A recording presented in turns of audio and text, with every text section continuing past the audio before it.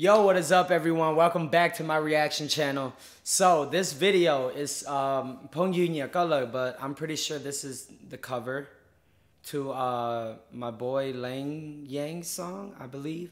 And this is by Ngo Lee Her. So I'm looking forward to hearing from it. Shout out to NNHNZN, my brother, for helping sponsor me too when I did my music videos. Shout out to you guys. Yeah, let's get to it. Let's get to it. Bro, Mang is in there too.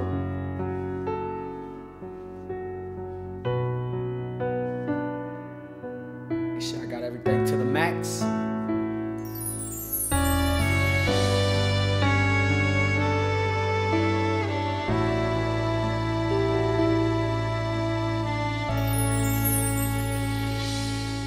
Nhẹ nhẹ có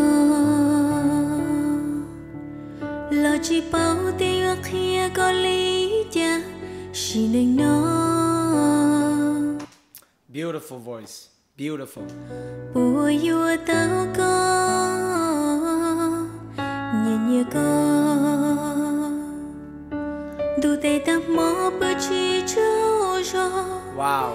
xa cho có ua trâu cú nó vừa ta lưu xì hờ nó có bùa tao bơ sao tuôn cho có tha Oh, do your pa'e la sha. lon chạy trái vua ta cao có I like it. tia cô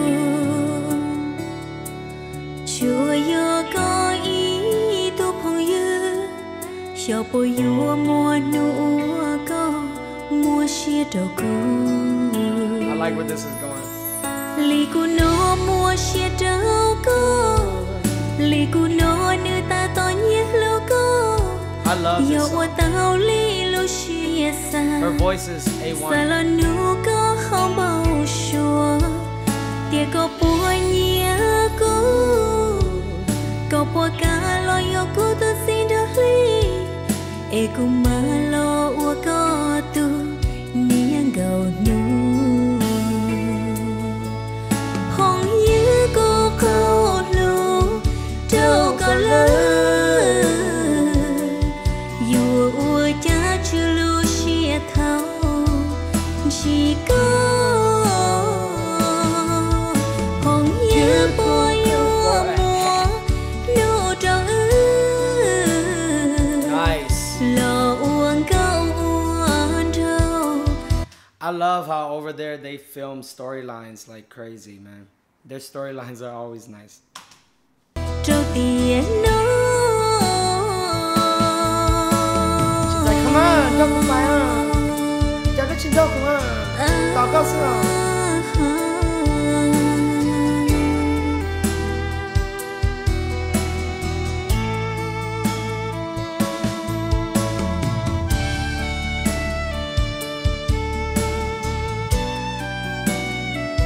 Bro, why are you sitting there, bro?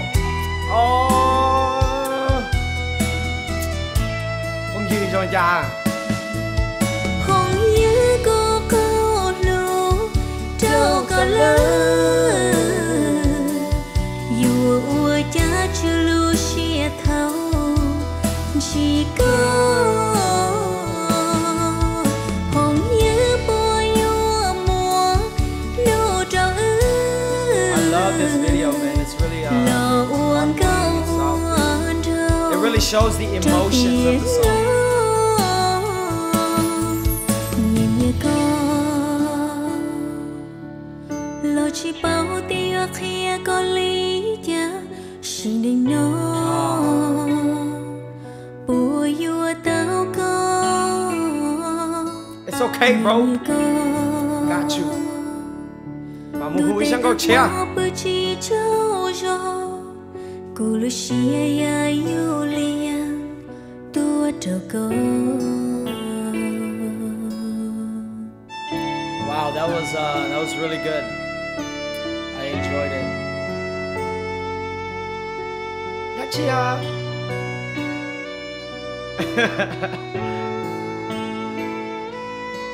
Nice, nice, nice, nice, nice, nice. Great direction of the video. Whoever directed this, man, amazing job.